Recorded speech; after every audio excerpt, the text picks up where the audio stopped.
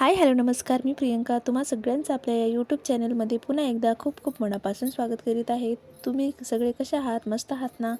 मस्त राहा, मजेत राहा आणि सगळ्यात महत्त्वाचं म्हणजे सुखात राहा. तर आज मी एक मटनची रेसिपी तुमच्यासोबत शेअर करणार आहे, जे की आज मी हिरवं मटण बनवणार आहे आणि खूप छान आणि चवीला खूप छान होते. 4 ते 5 शिट्या काढून घ्यायच्या कुकरच्या, अगदी मऊसूत असं छान मटण शिजून घ्यायचं.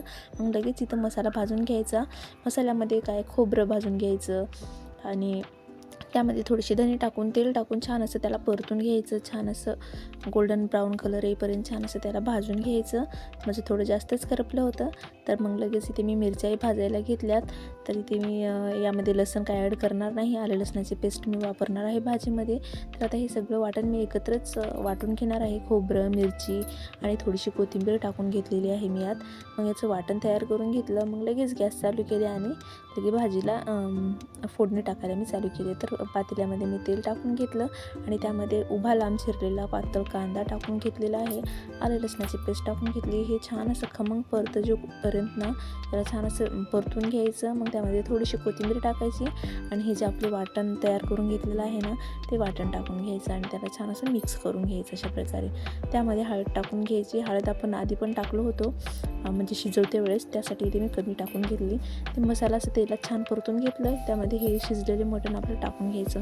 एवढी छान एवढी जबरदस्त ही भाजी बनते ना, एकदा नक्की ट्राय करा आणि मला कमेंटमध्ये नक्की सांगा कशी झाली भाजी. तर भाजीला छान असं पाणी सुटलं. मग मी सगळं पाणी आधीच ओतलं नव्हतं.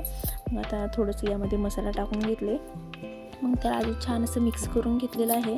ते छान मिक्स करून घेऊन झाल्याच्या नंतर हे जे मटण शिजलेले पाणी होतं ना तेच पाणी मी आता या भाजीमध्ये टाकून घेत आहे, जे की पटकन म्हणजे एकदम चवीला खूप छान होत असते.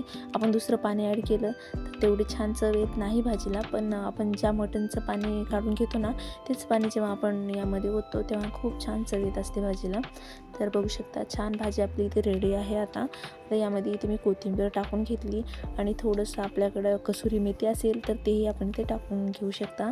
तर इथे बघा कन्सिस्टन्सी किती छान आहे भाजीची. बघा मी जास्त पातळ नाही बनवलेली आहे भाजी, तर सिंपलच बनवली भाजी आणि खूप छान चवीला तर अप्रतिम झाली होती. एकदा तुम्ही पण नक्की ट्राय करा.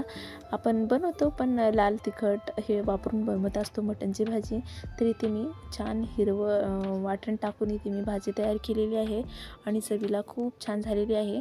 तर चला आता आम्ही इथे जेवण वगैरे वाढून घेतो आणि तुम्ही पण या जेवायला. तर व्हिडिओ कसा वाटला मला कमेंटमध्ये नक्की सांगा. व्हिडिओ आवडला असेल तर एक लाईक आणि चॅनलला सबस्क्राईब करायला विसरू नका. चला तर मग भेटूया आणखीन एका अशीच नवीन व्हिडिओमध्ये. तोपर्यंत बाय.